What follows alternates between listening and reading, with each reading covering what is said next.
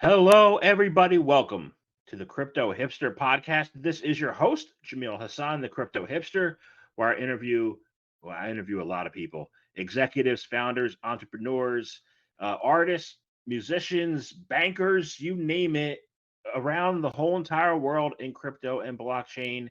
And I have an amazing guest today coming to me from Brazil. My first guest from Brazil. I'm really pumped up and excited. And I'm going to try to say his name, the long version, Vinicius Diaz. He was the head of marketing for the Latin America region at Lbank. Vinicius, welcome. Thanks, Jamil. It was a very good pronunciation. It's Vinicius. Thanks for the invitation. It's an honor to talk more about crypto, right? Yeah, Especially in Brazil and in LATAM. So that's very good invitation. I'm very honored to talk a little bit more. thank you. It's been 2 years, and I've been trying to get a Brazilian guest for 2 years, and now I got one. So I'm really excited about this opportunity, and you got a good background and everything. So let's kick it off, right?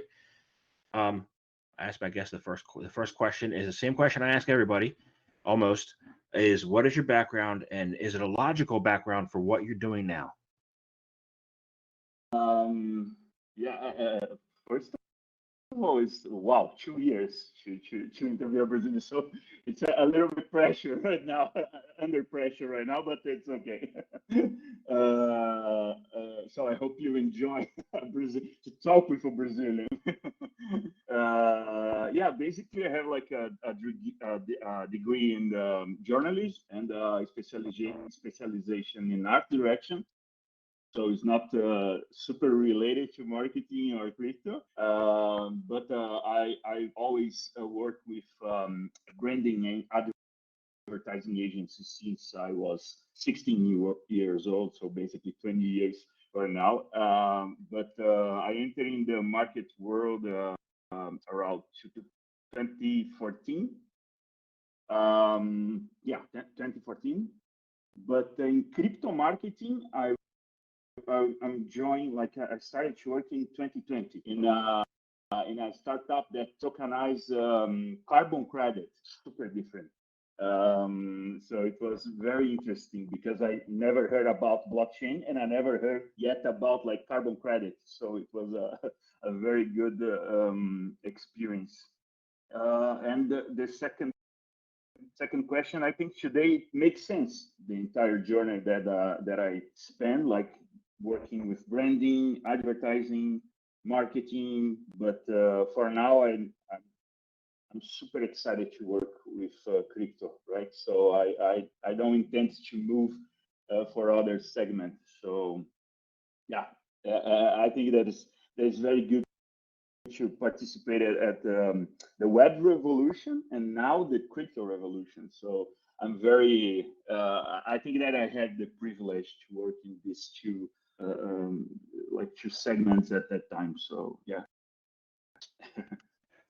Awesome. So you're now at L Bank, right? So what do you do there, and what's your interest and what's your expertise there? Basically, I came to Lbank to help the company to expand to the entire Latin America. That is a very key region in crypto or in blockchain or the technology.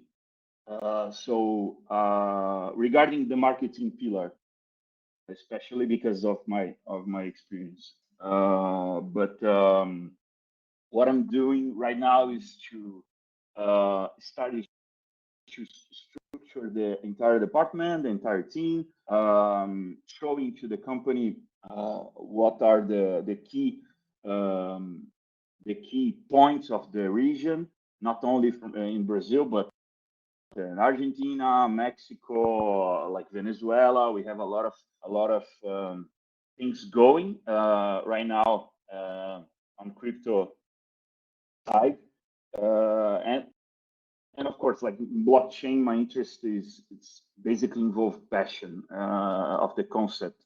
It's not just finance or like the buzzwords that we used to hear, right? like NFTs or Web 3.0. Like I really have like admiration for the concept, and I think the blockchain will probably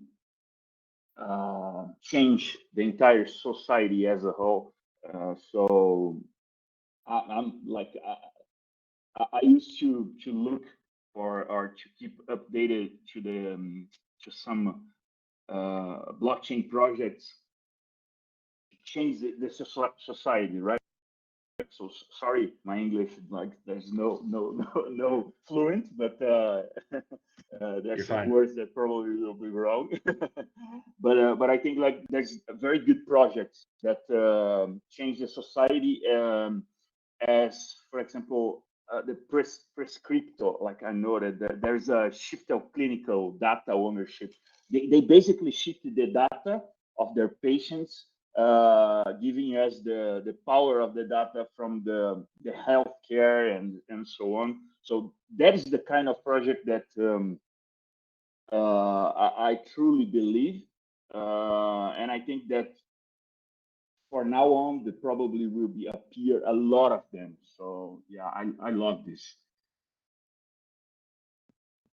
There's a lot of health projects out of Dubai, especially Yeah, that are really good. That might be a good model for you guys. yeah. I heard I heard about like of course in the pandemic, the COVID-19, there's a lot of small project that starts to appear, right? But one of the that is very interesting is the genomic nebula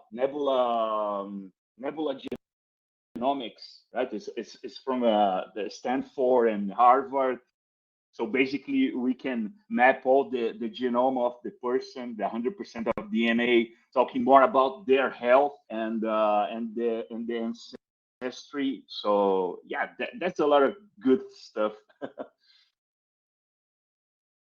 Awesome. So, I want to first talk to you about there's been a couple bills in Brazil, but in lieu of a lot of the crypto and the crypto's had a bad year overall, right? You had implosions with the Celsius, Voyager, BlockFi, and FTX. In lieu of all these events, how can Brazil, an economy that is like half of the GDP is a black market, right? How can Brazil serve as a model now in crypto going forward? Uh, yeah, that's. I think that the first thing is I believe that Brazil is leading the discussion regarding the regulation in Latin America. I think that's the first thing, and probably this will help the market as a whole to mature, right?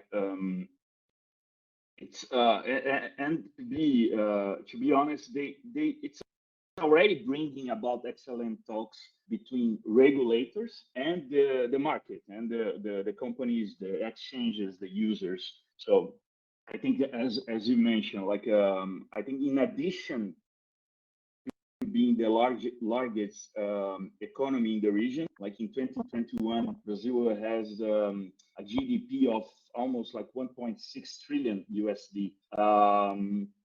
Let's see 2022, but one of the things that is curious is that Brazil is currently one of the top 5 countries with the most significant numbers of crypto investors.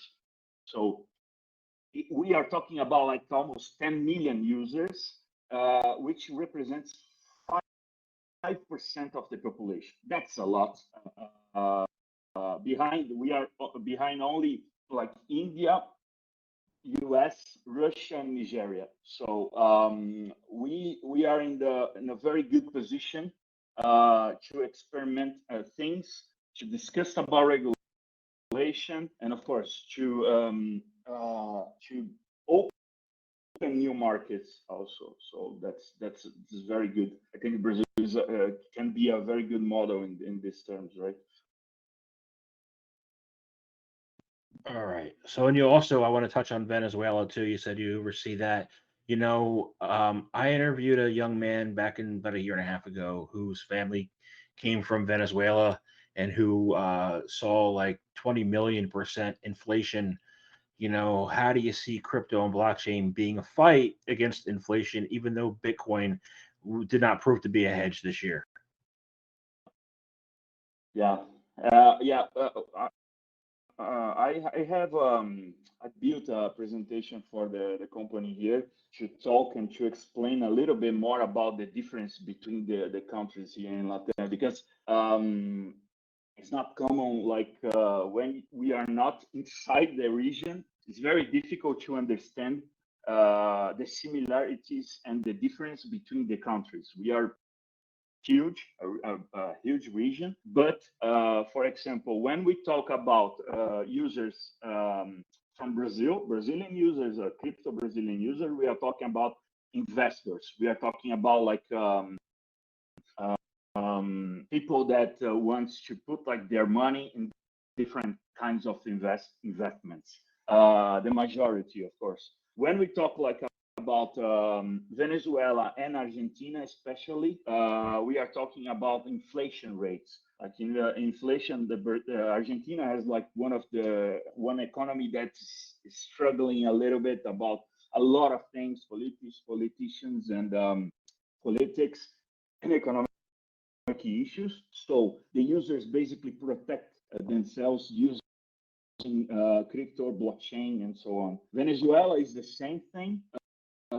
But the problem is when we talk about these two particular countries, we have like a lot of gray areas and a lot of chaos when we talk about, like, for example, regulation or new projects or so on. So basically, we have a lot of companies hiring developers in Buenos Aires in Argentina, because they used to use crypto a lot. And when we talk like in Mexico, it's totally different. In Mexico, they used to use more via remittance. For example, they use a remittance a lot to send money or to receive money to relatives, like in US or in other regions. So it's very curious when we see the difference between them. But of course, it's good because one way or another we are using, right? We are like helping the market to evolve. So that's for me it's essential. Of course, we need to be careful, like with pyramid schemes, fraudulent schemes, because we have a lot. But again, the regulation is the first step of, I think, the improvement for the market. So yeah. Great. So let's talk a little bit about that more in deep. You said Brazil mainly investors, right? So, and you talk about fraud. So, how can we protect Brazilian investors from fraud, and what role does setting clear corporate laws or regulation laws have in that protection? So I think in like any recent or innovative market, there are points to be corrected, like not only corrected but discussed as time passes and the markets. So I think there is natural to be part of this movement. Here in Brazil, we have like impactful cases involving financial pyramids and money laundering. So we have like some of impactful cases, but as time went by and users become more educated, I think the margin of this type of business dropped dramatically. As we are seeing, like for the last 2 or 3 years, this margin of type of business is dropping because we have like more educated users. We are not saying like okay, Bitcoin is a pyramid. So like people already are seeing in the television like ads from exchanges or like a lot of people using Bitcoin or crypto or the technology.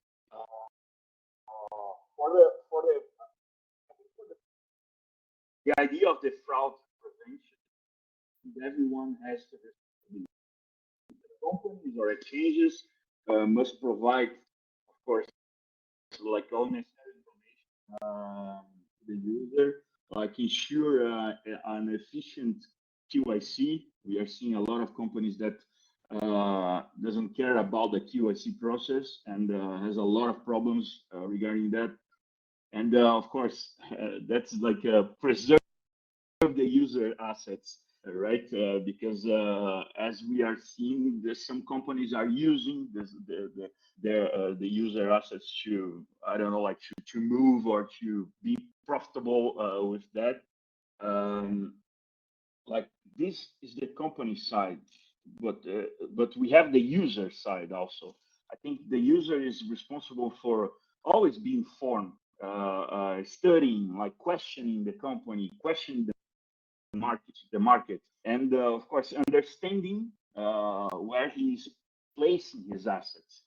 I think that doesn't make sense.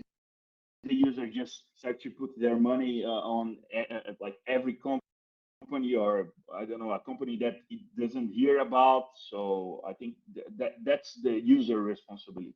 And I think there's a new role that is coming. That is the role of the government, or the just start to appear to intend to preserve the safety of the consumers, right? There's a very recent discussion. The intent here in Brazil, we are hearing a lot about inspecting, applying fines when necessary, and even ban companies that do not comply or fulfill the requirements. We have some cases here that the exchanges just have been banned from the country to do business in country. I really don't think there is a right or wrong answer. I just believe that before making any kind of decision or establishing any kind of rules, we need to discuss. We need to hear like companies, we need to hear the government side, we need to hear the users that are actually using the platform. So it's a complex scenario, but I think we have like everything to evolve like the market. So yeah, I like to talk, Jamil. So you can cut me when. You're doing great, man. Doing great. So I recently, like, I want to know what your thoughts are because you're a marketing expert. I recently got asked by an Indian company to be an influencer. I'm not going to do it. I could help them in other ways sometime, but they do like a, like network marketing where you build a pyramid, like from a marketing perspective. And like, in crypto, pyramids are like considered illegal in the US. Like, what's the distinction between it being illegal network marketing, and an illegal pyramid? I think that is like I don't know if we are talking about the same thing. I know like the idea of the affiliated market, or the a group of persons that actually like share a link with some kind of code in their links, and say, hey, if you want to join the crypto world, please like open an account using this link. I think that that's the idea of once that I share my link with Jamil, and Jamil do a lot of money inside the company, like inside the exchange, I make my money because I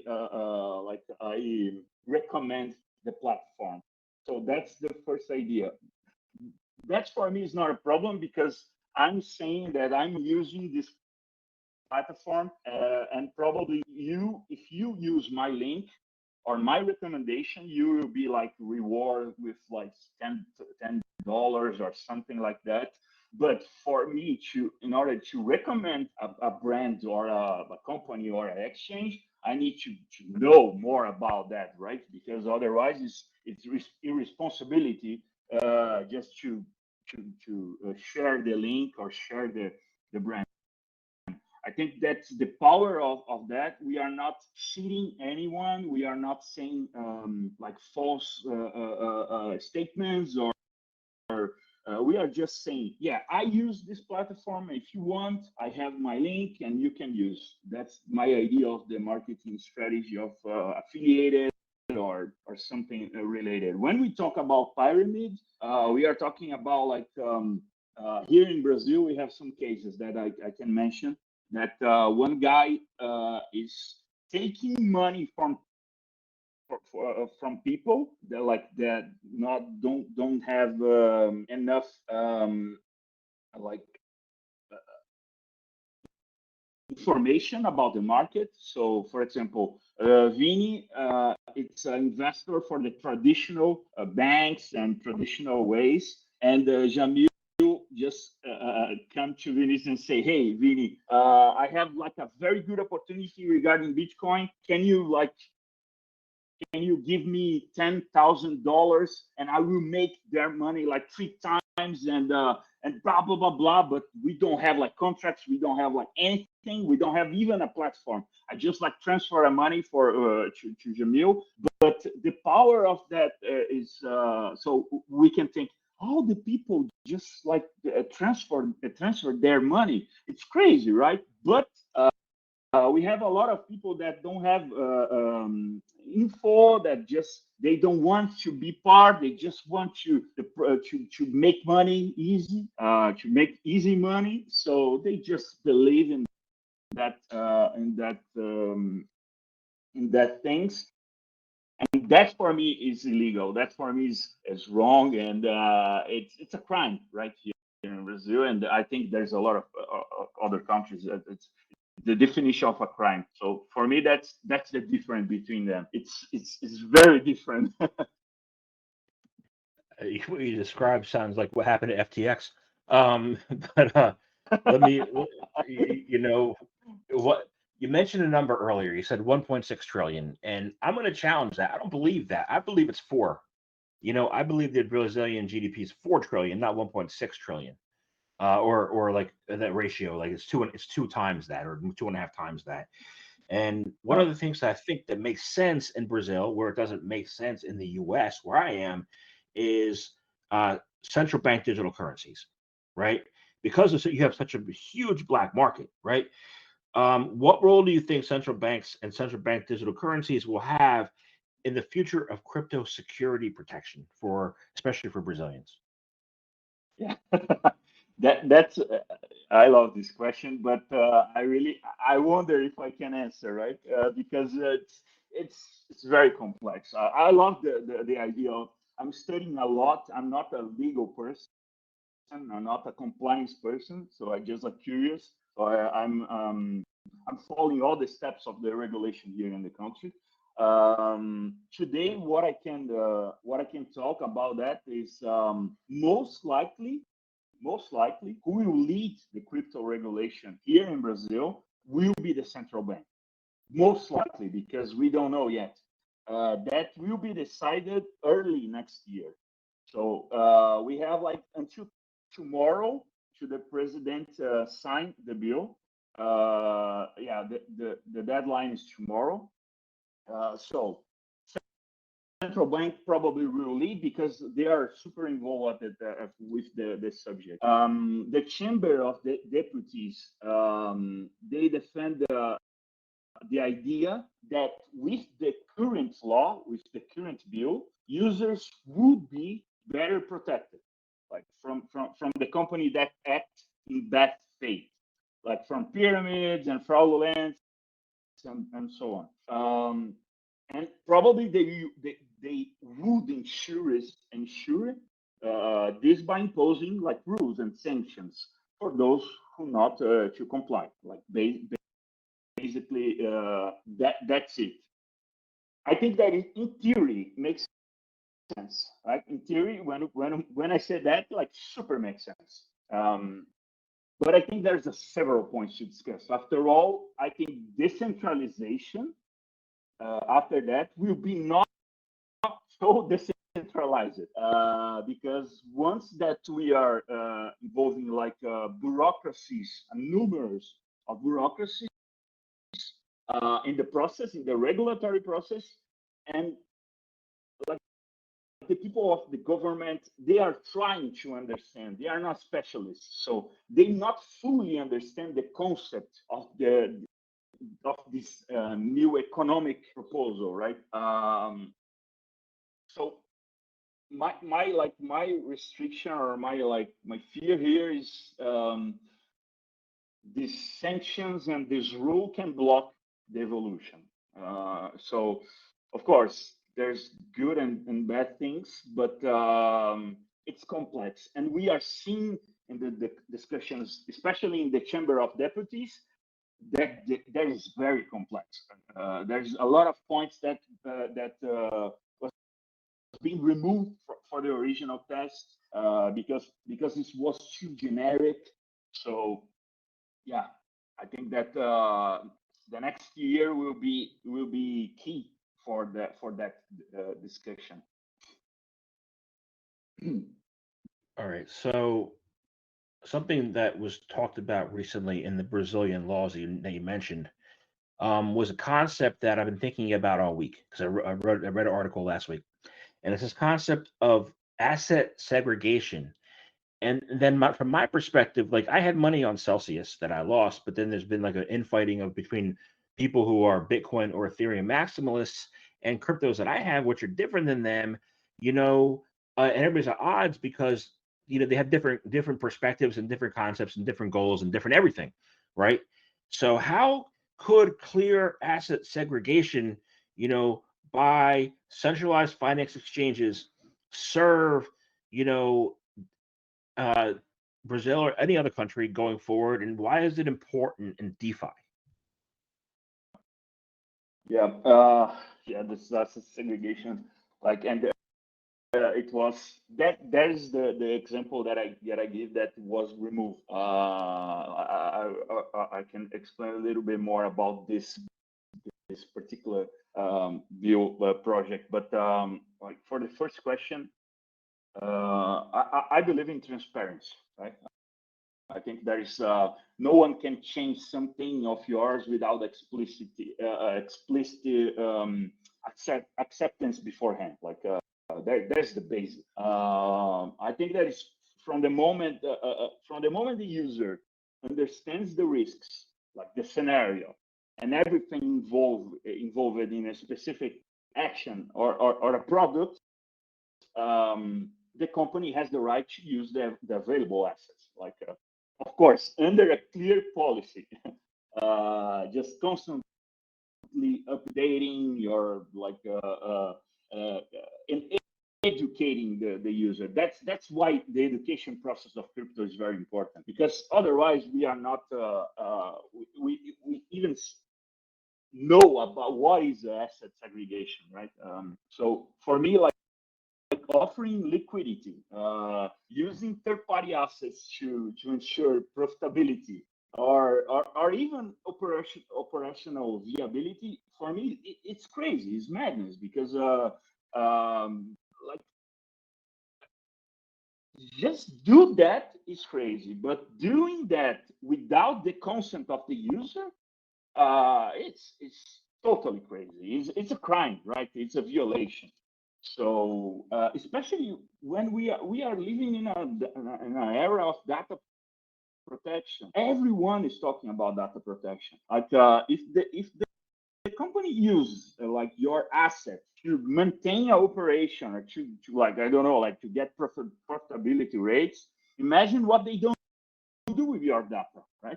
Like it's super serious stuff. So for me, that's the idea of the asset segregation. But when we talk like about DeFi, sorry, uh, I think that that is a point that was discussed a lot in the last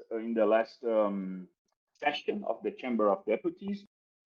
I think that is not important. It's important not to put everything in the same bag as crypto regulation.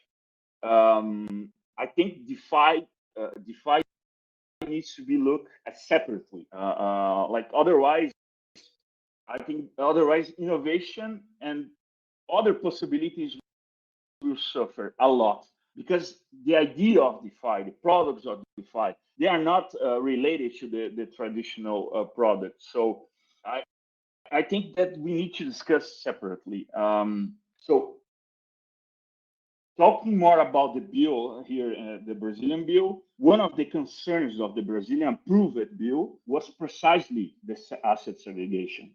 They discussed precisely about that, because some thought the initial text was too generic and could directly influence products such as staking, for example. So the Chamber of Deputies opted to remove this point of the bill of the law for now and leave to the next regulatory steps, because when the central bank, for example, assume the responsibility, they will need to discuss with the market and a lot of other people and the companies, of course, in more depth, to say, hey, okay, we understand, we agree, but we need to look at separately, because otherwise, just like staking will disappear. But of course, we need to ensure the user safety. And for me, we cannot relate it DeFi with the regulatory process that we already have that protects, for example, from the traditional products. So yeah, I don't know if I make myself clear, but you did. You did. Thank you. It's crazy. It's crazy. But again, I think there's a very good thing, because we are discussing, right? Like when we talk about years ago, we are never heard anyone talking about crypto or blockchain or even DeFi. So that's a good thing. But we need to be careful. I agree. So I'm somebody who's lived through 2 bull cycles and 2 bear winters. 2017 was the years I had a profitable ICO business where I was a consultant, and in 2021 we saw the craziness with the NFTs and everything, and it looks like by timeline the next bull cycle is going to be in 2025, hopefully sooner. But what do you think will be the next catalyst for the next bull cycle? And what are your thoughts on that? Yeah, I like to look at the market from a medium to long term perspective. I think we live in a very delicate moment, forcing the project to organize themselves and decide what will be the focus to guarantee themselves alive, until the next bull market, right? In my opinion, DeFi will gain more and more popularity in the society. And for me, the basic idea is that DeFi is somehow linked to a certain familiarity with the products of the financial segment. So it's not totally a new thing. Of course, it's totally different, but it's linked. For me, once a user enters the DeFi world, he expands his insights into applications he never dream of. That's the example of myself, right?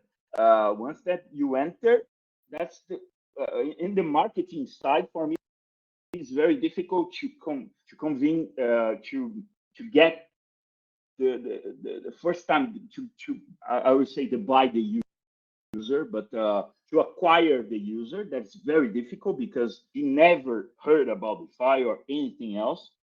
But once that I acquire him, I just started to educate.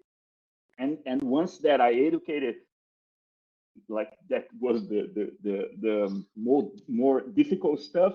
After that is very easy. After that is just to be a good storyteller, or to have a very good narrative and sell the other products. So one of the things that I don't like, I specifically don't like, is the market talk. The market talk a lot about like Web 3.0, metaverse, buzzwords as a whole, like saying things that for me is more related to marketing, like not to real projects or not to real applications. So that's for me, it's a problem. I see that that the real thing, that not the real thing.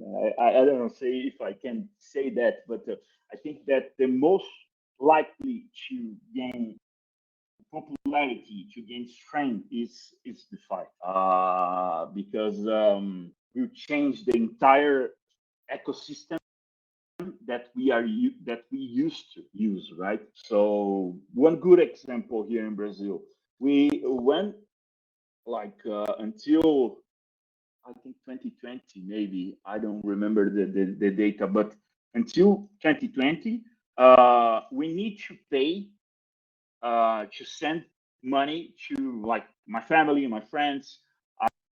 I need to pay like $1.1, okay, $1 each transaction. So I want to send money to Jamil.